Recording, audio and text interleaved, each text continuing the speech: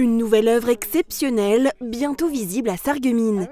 Alors qu'elle a déjà acquis le panneau en céramique représentant Cléopâtre, elle vient cette fois-ci de mettre la main sur une œuvre qu'elle ne soupçonnait même pas, représentant César.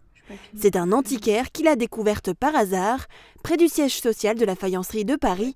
Enfouie derrière des plâtres anciens, elle a ressurgi après des travaux. C'est un panneau décoratif qui est exactement dans la même veine que Cléopâtre, probablement d'Alexandre Sandier, qui reprend tout à fait les mêmes codes que Cléopâtre et nous permet d'avoir un éclairage tout à fait nouveau sur Cléopâtre, puisque si on regarde attentivement, je peux vous la montrer, nous l'avons là en représentation, la représentation de César, eh bien nous nous rendons compte que son regard est dirigé probablement vers Cléopâtre.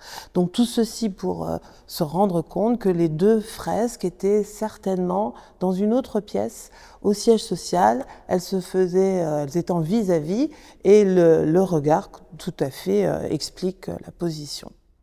La ville a pu l'acquérir pour l'euro symbolique. Un important travail de restauration sera entrepris sur ce panneau d'1,60 m sur 2 mètres.